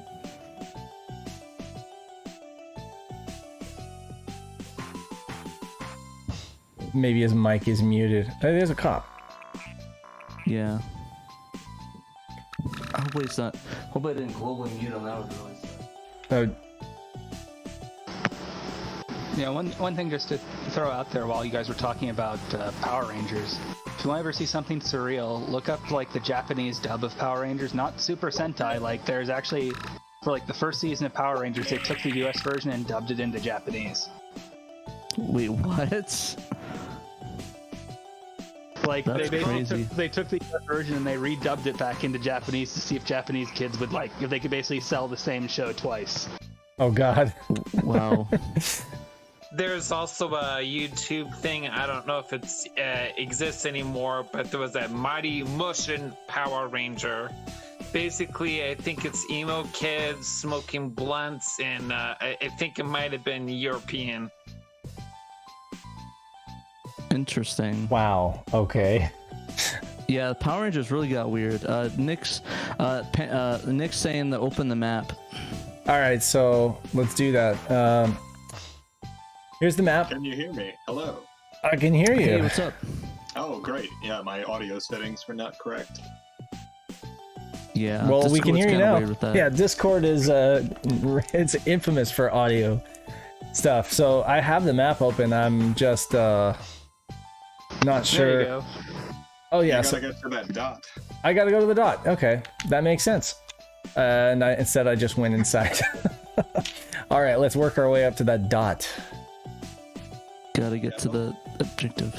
Oh yeah, Most you of know the what? game's gonna be following around trying to find that big dot. So when he said when Nick was talking about flashing blue objects, I didn't realize that he was talking about on the map. But yeah, so that makes sense. I'm in the. It's broken up into like quadrants, I guess. Okay, and we'll cross the tracks again. And yeah, cool. But there you guys go. I dropped a clip of it in there. Oh god, I don't even know if I want to click on that. Reminds me of what they did with Transformers, where they took it from Japan and then they sent it back after they westernized it. Right. Yeah, that was weird. I was always confused. Is Transformer a Japanese show or is it an English show? Oh, this is it right here. I was confused on A that. bunch of Japanese toys from different franchises, but then they started bringing them back to Japan under the whole umbrella term as Transformers. Gotcha. That makes It's like sense. a robot from like Macross. Huh. What is kind of neat about like the first season of Power Rangers is when they ran out of footage from the original series they were using, they actually got the Japanese company to make new footage for them. It was like Toei, right, that did that? Or was that somebody else? Yeah, it was Toei. Makes sense. Okay, so what did Nick say? Gotta go to the blue flashing dots, talk to the people outside the buildings they're marking, then more flashing dots will appear. Okay. Oh, these are options right here. Then there's also the glory that is live action Sailor Moon. Oh gosh, I saw that. Wait, which one? The Japanese one or The Japanese one. Okay, I thought you meant because they have a US one of that too. They actually just released it. Apparently they did. Yeah, the Saban pilot for that. All right, so that's what we're doing. A lot of the dialogue is you essentially communicating with the ghost in the amulet. Right. Are you familiar with the Yokai Watch series? I'm just curious. Only vaguely. Only vaguely. I haven't played the games. I gotcha. Yeah. So like I've my sons were like way into it, and I've watched I've played one of the games and watched the cartoon or the anime with him, and I will say this game seems very reminiscent of that. Obviously, I got the Magic Knight Ray Earth thing right away, but I'm surprised at like with the yokai and everything how much this resembles that. So I'm trying to go into this place and no dice. Let's see here. Do remember you have those two options. One of those options is the yokai detection, and the other one is essentially like communicating with your friends. I gotcha. Okay, but it won't let me enter this building, even though there's a blue flashing thing. So let's see. Yeah, I'm at the right location, but I can't enter the door, even though it's open. So that's interesting. Are you sure you're at the right place? Pretty sure, because look at... Okay, so now I'm on autopilot again, so maybe that's a good thing. Yeah, occasionally you have to try something multiple times, and then it'll trigger the next thing that happens. Okay, I gotcha. So your posse just arrived. Try next door, Nick's saying. Yeah, I saw that. There you go. You got your gang going on. Mm-hmm. I love the cheesy photos, like.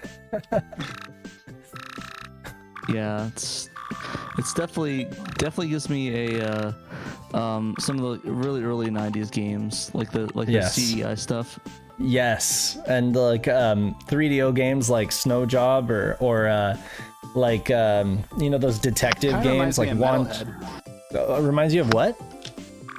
Metalhead on the 32X, how they had like the real person faces. Oh yeah. People would talk. But there was also like the option there's like the hidden option to get anime ones.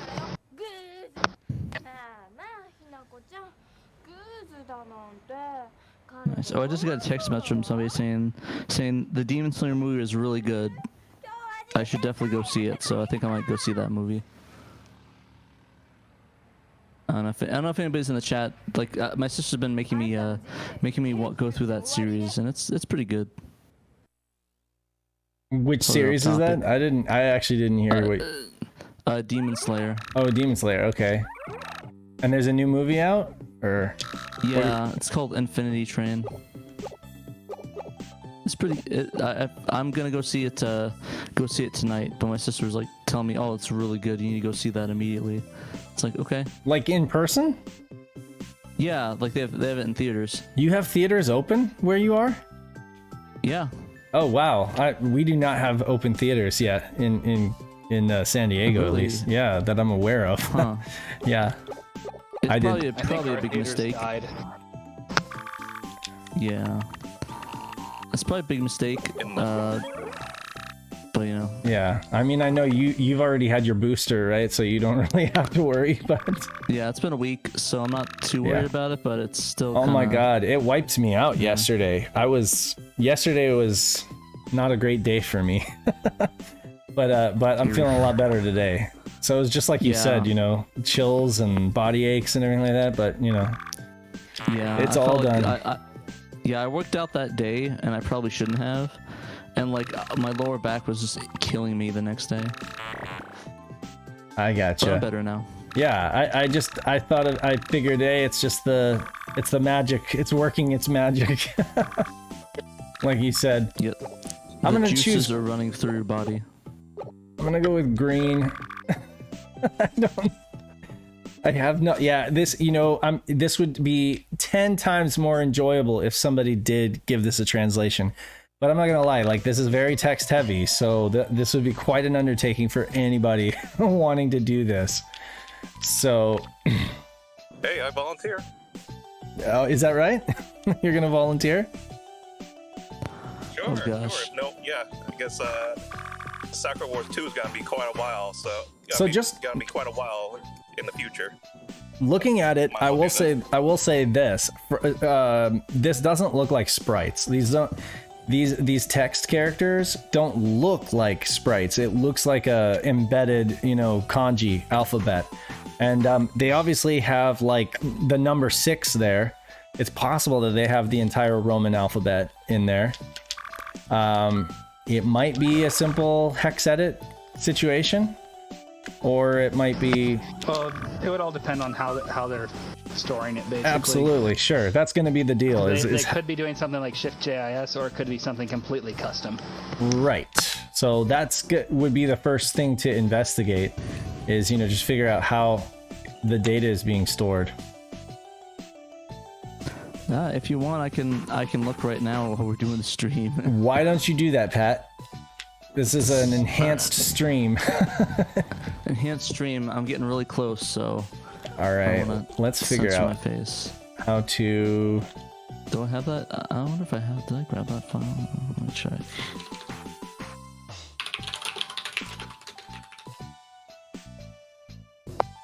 This is me doing extreme coding. So I gotta find something else to do while I'm working on bulk slash.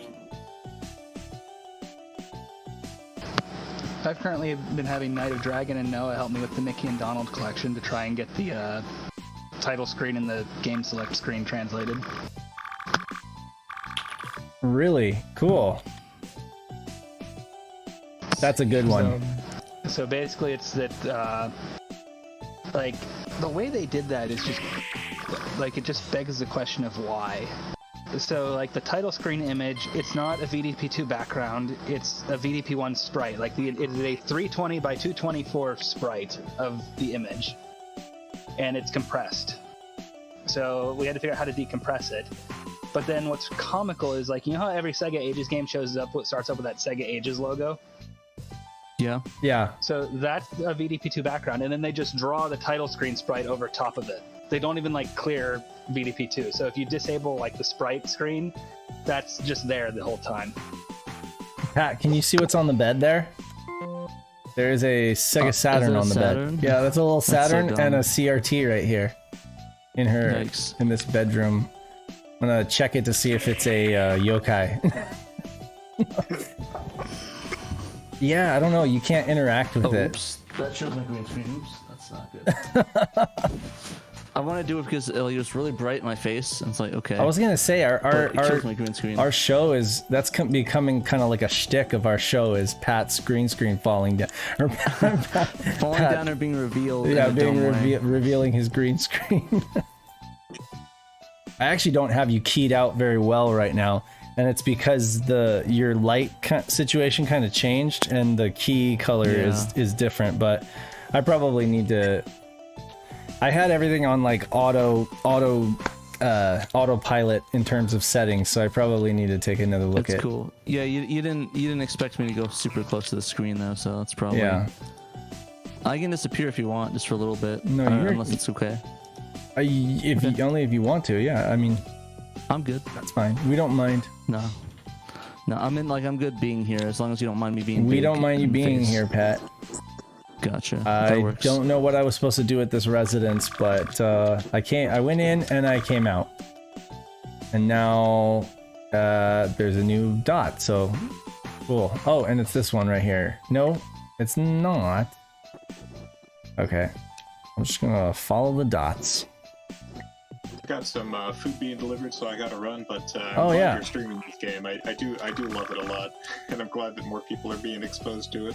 Yes, absolutely, and thank you for bringing it to our attention. I kid you not, you were the reason we even know about this game, and so Nick was kind enough to link your entire stream of it in his article. So that's great. We highly recommend people go watch your entire series on this. Well, thank you. I appreciate it. It's a good game. I'll be watching the stream while I eat. So thanks. Sounds good. Enjoy. Absolutely. Thanks again for jumping on, man. Yeah, thank you. Jason, right? Jason. Yeah. All right. See ya. See ya. Later.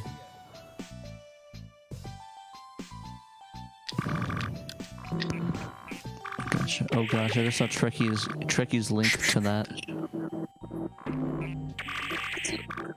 there are moments in this game that are almost like timed events, I guess, or like QT, where you have to like choose something really quickly. I'm usually clicking right through those. Oh, did I not? Oh, that's probably why. Oh no, I'm off VPN. Okay, why does it take so long to...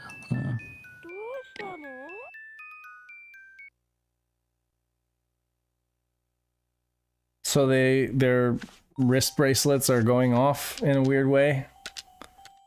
They're gonna capture those yokai. They gotta capture the yokai. What I don't understand is why they were topless at that moment. I'm like, okay, they've got clothes on now.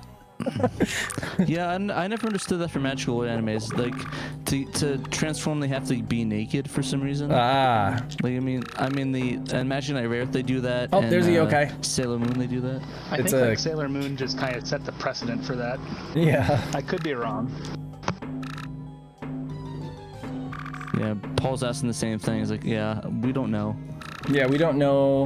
We're just here watching it. I guess that's a necessity of a magical girl anime. They have to take off their shirts to transform. It's probably just made the game more appealing to that group of people who...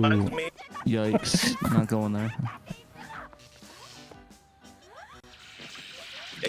More funny FMVs. What are you saying? Sorry about that. Wonder Belt, the original transformation. The way that they undressed, it kind of reminds me of like the original in the 70s Wonder Woman show. They like originally when she's like taking off her clothes, you can see the outfit starting to come on while her civilian clothes come off. Yeah. It's such this thing to remind me of. Weird. I'm liking this. I'm liking this Who Framed Roger Rabbit. Yeah, animation. The cartoon and live action thing. You know, that is so funny.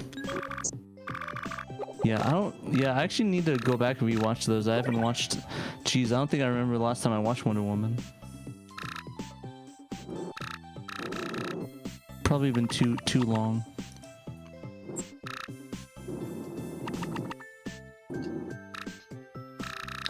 But yeah. Well, I will say this. That Linda Carter still looks that good. Yeah, I don't want to spoil anything, but yeah, definitely. All I'm gonna say is watch Wonder Woman 84. That's all I'm saying. The music is okay in this. It's no Magic Knight Rayearth though. Like, you know. They all can do so much. Right. Well, to be fair, Magic Knight Rayearth was made by the team that made Phantasy Star 4. So this is true. Yeah. And I mean, you know. Oh wow, really? Oh, dang, this is the budget. This is the budget version. They had the best of both worlds. They had the clamp stuff, and they had like that team. Like it was like a recipe for success. Maybe when you guys do the, it's not like when, not if, but when you guys do the translation for this, you can also insert some of that feel music. You can insert some of the you can buy up one of those mini CDs of feel and insert it into the soundtrack. No, but it doesn't like fun times. It sounds like sound chip stuff that we're hearing right now. This isn't like Redbook audio or anything like that. Well, yeah, if it was Redbook 80PCM or 80X, you could swap it easily, but yes. If it's chiptunes, that's going to be difficult. Yeah, and it sounds like chiptunes, if I'm being honest. Like, I know most of the Genesis ports, it's actually just 80PCM recordings of a Genesis playing. They didn't do any kind of chiptunes or anything. Speaking of chiptunes, I really want to get, and I've said this a lot, but I really need to like make it an action item. I need to pick up one of those MIDI MIDI peripherals for the Saturn so that we can stream some music school at some point. That would be awesome. I have a MIDI keyboard. All I need, and I have a copy of the game. I just need the MIDI adapter for the Saturn. Wonder what kind of unobtainium that is. You know, it's $50 on eBay. It's just 50, you know, it's like... That's not too bad. It's not too bad, but again, it's like, there are so many things you can blow your money on, and it's just one of those things where I haven't, like, bit the bullet, because there's always something else. Right. What I'm getting is in the grand scheme of things of, like, a IBM MCA sound card to $50 MIDI adapter. Well, right. And in that case, you're right. It's not that big of a deal. But But yes, I mean, more and more the MPEG card is becoming kind of like one of those things that people don't really want to Like, spend their money on. I'm surprised no one's cloned that yet. Yeah, you think it would be easy enough. I know there's some cheap Chinese ones that aren't very good from back in the day, but I'm surprised no one's done like a modern one. Like, you could probably do a modern one with an FPGA or something and throw in like not just MPEG 1 decoding, but put like MPEG 2 and stuff in there. Gotcha. All right, so I got the file open up. I'm looking right now and seeing if I can find any kanji I can replace. Yeah, I mean, you know, MPEG decoders it's old technology and it's very simple. You would think that you'd be able to do that. The other question I wonder From is, what I remember, like reading into it, how it works is it goes in there. There's the decoder which just reads the stream off the CD and decodes it. right? And then it sends it to, like, basically it just hijacks one of the VDP2 backgrounds, and that's what basically it just sends video, and that's the new background image. Right. It just gets sent in through like an external. It's just read as like an external thing, so you could make something that basically does whatever you want graphically and just spit it out. I mean, theoretically, Abrasive like- could build in that functionality into the satiator, right? I mean, I would think. Well, it would depend on how much. FPGA. I don't know how powerful the FPGA he has in there is. That might be why he didn't do it. Right. Because then that could have just raised the cost even more. Yeah, I mean, maybe it's a project for the future. Maybe like an update or a second revision of the product or something like that. But Yeah, but you could probably do something interesting where you could like put in something pretty powerful to do with like a modern video codec. exactly. Yeah, but good news. I actually just was able to pull out the .fil files. Mm-hmm. And the good thing is they're separated, thankfully, so I don't have to. I won't have to do what I have to do for Resident Evil, where I have to copy and paste all of them and put them back in and fill them. Oh yeah, I just pulled it down too to take a look. Yep, they're in a film folder, so they are probably film files. Yeah. So right now I'm actually in HXD trying to. Did I just close that out? I'm such an idiot. I'm in HXD trying to see if I can find if I can. Do you need like characters installed to be able to see kanji and hex? It depends on what hex editor you're using. I'm using HXD. I don't know if that one supports it. You can can't you just enable in Windows 10 like under the settings, accessibility settings, you can enable Japanese support, language support, and it'll install like a. Pretty sure that was a feature in Windows 10. For hex editors to be able to decode it, it requires the hex editor to actually know how to interpret those. I gotcha. Oh, okay, yeah, that makes sense. It just might kind of just give you gibberish. Wow, now we have like a ton of blue beacons that we gotta go all the places. I'm gonna start with. Okay. I guess I'll start with one. Looking at it, it is just standard syntax, but they're very smart with it. So they're doing 15 frames per second, but then they're doing 22,000 kilohertz audio at 8-bit PCM instead of 16-bit, and I'm guessing it's mono. Yeah. Yeah. So I could pull it up in Audacity, but it's probably gonna come out in mono. So nothing you haven't done on your own, right? Just messing around with Cinepack. They're just being smart with it. Gotcha. So it's kind of like one of the other ones that people always point to as having good quality is Tengai Makio, and they did roughly the same thing. Tengai Makio. Oh yeah. There's another game we need translated. Yeah. Which hex editor would you recommend that supports kanji characters? I know WindHex32, which you can get on romhacking.net, does it. That's the only one I know of off the top of my head. I'll go download that now. Actually, it's hard to find. I think HXD, the guy was trying to add it. I don't know if he actually got around to it. Gotcha. Yeah, I'll download the WinHex right now. I just want to check if there's any way I could look, because if there's kanji in there, we could try and do some hacky way to do that. But I imagine that's probably not the smartest thing to do. Okay, so it turned from flashing to just stable. So I guess we're on the right track. We just gotta visit. Well, there's a file called kanji.font, so that's probably your font file. Real life hacking session. I like it. In real time hacking session. Yeah.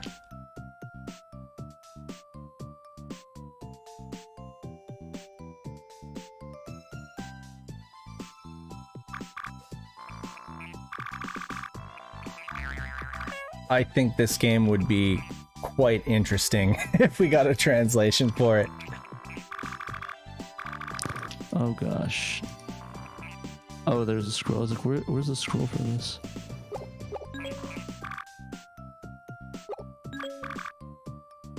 Where's that kanji file at that you found? It is in the map directory. Map directory, okay. Kanji.fon, okay. Editing.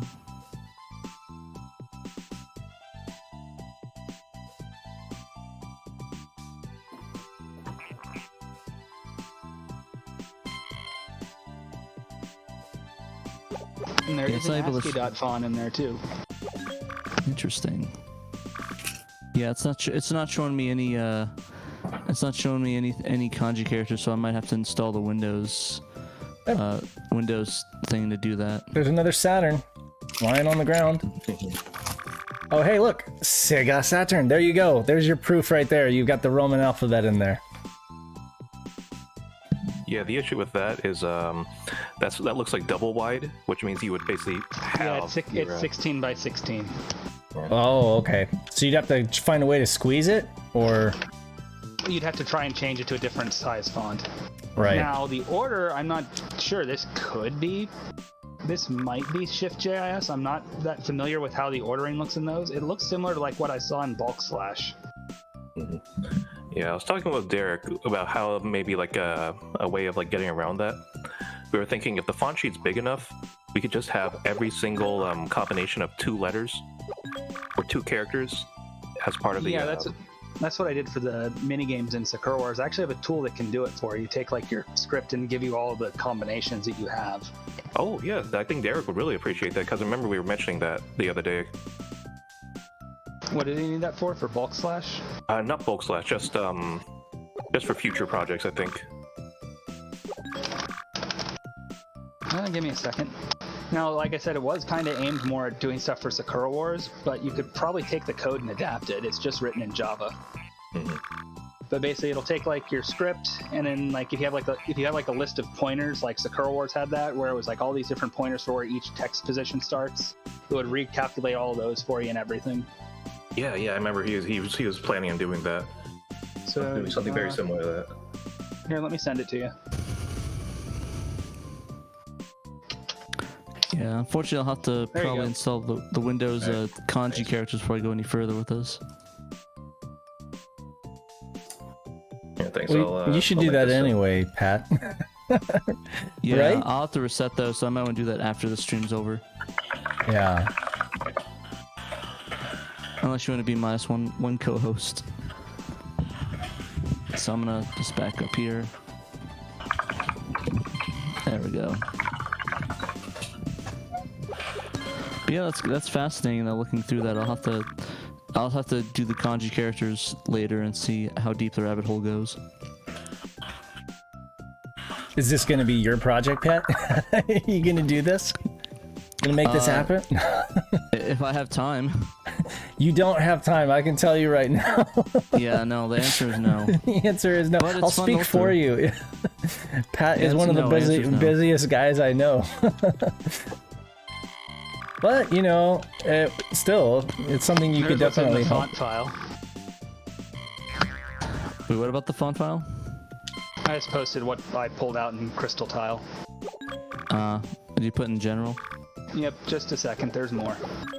Gotcha.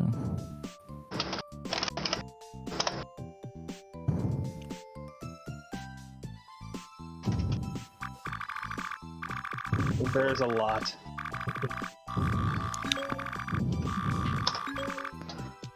Wait, how'd you pull this with crystal tile? Yep. It's Oh, just, is it- it's just 1 bit per pixel font, 16 by 16. Just open the Oh. font kanji.fon file. Look at that, you might be able to translate it to Russian. So that's why I'm saying it may like start as just like Shift JIS, but then afterwards I don't know what it does. Yeah. Interesting. There is a lot. I'm at 8 pages so far.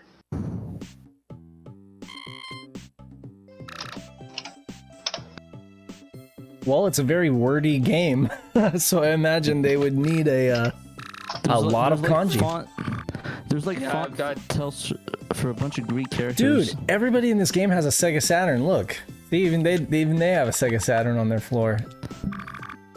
My This is really question- Japan. Yep, it is really My Japan. question is why I can see maybe Greek for some cool like things, but Well, why would they may need just Russian? They may have just taken whatever they had as like a Shift JIS kind of thing and just said copy pasta it. Because I Oh. said, I noticed the exact same thing in Bulk Slash. Interesting. Yeah, like they didn't want to take the time to like filter out exactly what they Yeah, needed. whereas like with Grandia, like they handpicked exactly which characters they needed. Yeah, and Sakura Wars too, right? Sakura. Yep. Sakura Wars, every single like part of the game has its own dedicated custom font sheet of exactly which characters are needed for that particular part of the game. Right, because they were That's also why it doing was all like- that lip flapping, custom lip flapping and everything like that. But that's why it was like such a pain to translate for years, because like every single part had a different font sheet. So how do you extract the script accurately? But with this, it's like all the faces are just static images, you know. Yeah, I'm- there's your whole font. Have fun. There's your whole phone. So I'm guessing what I'd have to do is have to, for each character what I want, I'd have to have it point to that part of the character sheet for every single character I want to draw, right? Yeah, basically assuming you know like it's not like a standard encoding pattern, you would basically need to figure out like, okay, here's like whatever character is at the hex address for like that part of the font sheet. You need to then render that. If you see that in the script, that's what that character is, and you need to then do the translation so you can actually get the script into something readable that someone can then translate. Then going back, you could replace the font with something that's like an ASCII format font, and then just do your stuff in ASCII encoding in your translation.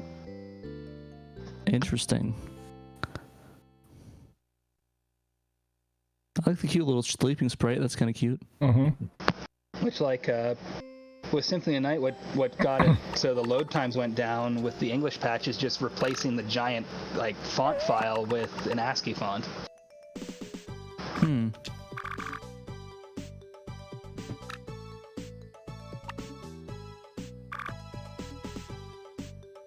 It's always funny seeing all these Asian women from the 90s. They look exactly like my mother did in the 90s, and it's really. I remember when I first got. Oh, sorry, go ahead. Is that Jackie. C-Win? Okay, yeah. Yeah, I was just saying, like, the difference in size, like, on here, the kanji file, the kanji font is almost 250K, the ASCII one is 4K. Oh wow. What were you saying, C1? Yeah, I was just saying, like, when I first got into Sakura Wars, you think that the voice actresses, you associate them with the characters themselves and not what they actually look like. So imagine my surprise when they all look like my mother. That must be awkward. Jeez. Yeah, but yeah, I can see this game not being that much fun to translate, though. Yeah. It looks like it maybe would I'll be say my. pretty involved. Save for Soccer Wars, maybe that might be. Soccer Wars? Soccer Wars 2. Isn't there actually a soccer RPG on the Saturn that was made by Enix? There probably is a soccer RPG. I haven't played it personally. It's called Soccer Wars. I have played a soccer RPG on the DS called Inazuma 11, and that was an awesome. That was an Is that in awesome. English? It is. Yeah, there was a PAL. I have a PAL copy, but yeah, there was no US version. So the game is like $100 on the DS now, like the PAL version. But The only reason I know about the Saturn was because it's in a Sega Saturn SHIRO ad. Oh yeah, you're right. Yes. And it kind of looks like, what's funny is like from what I've seen of it, it kind of looks like something like you'd see from like Final Fantasy VII or something, where it's a nice pre-rendered backdrops with the 3D like super deformed characters running on top. I found it. I'll link it in general. I mean, It's just there called is Soccer. there's a Puyo Puyo RPG for Saturn. So there are a It's lot just of called- there's a lot of crazy RPGs for Saturn in Japan.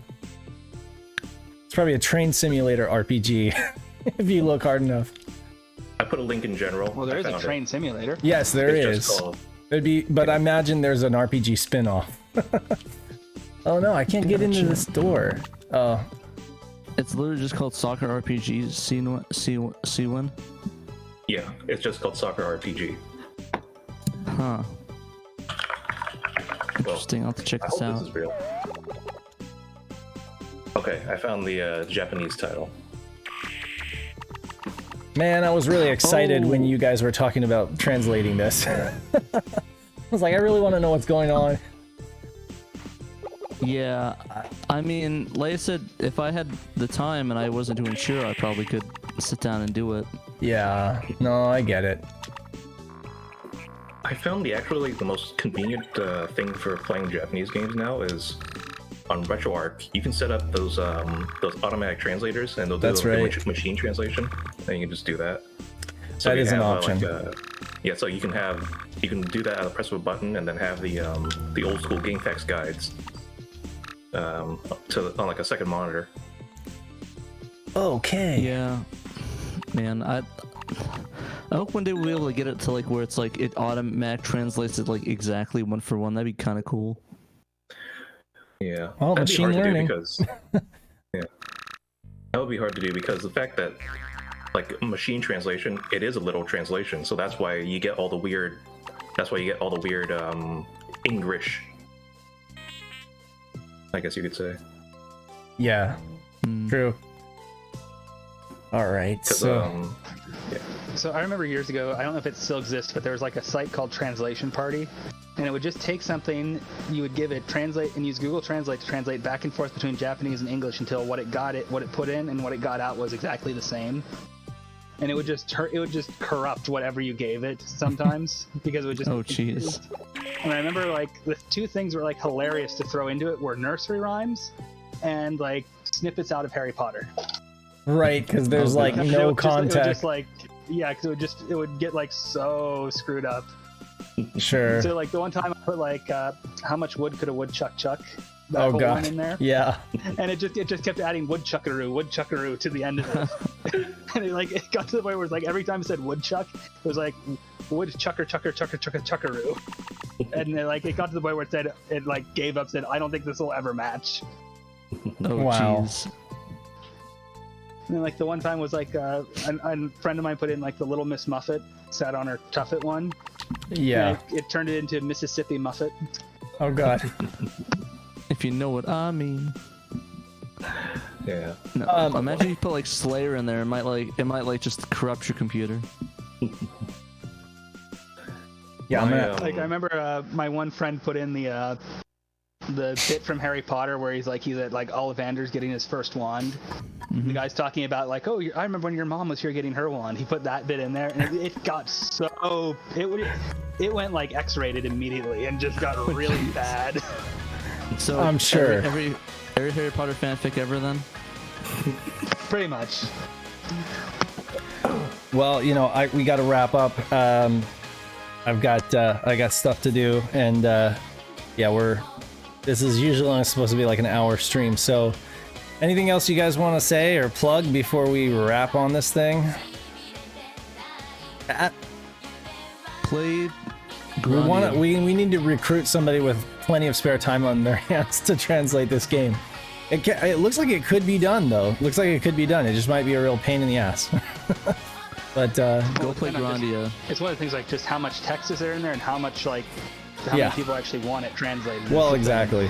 Yeah. I mean, like that's the thing with like Dragon's Dream, for example. Even if it could be done, the entire thing is in Japanese, and it's an MMO or it's an MMORPG with like tons of text, like just a crap ton of text. it might just be such a monumental job to make that happen. For real. But yeah, I'm good. Yeah, me too.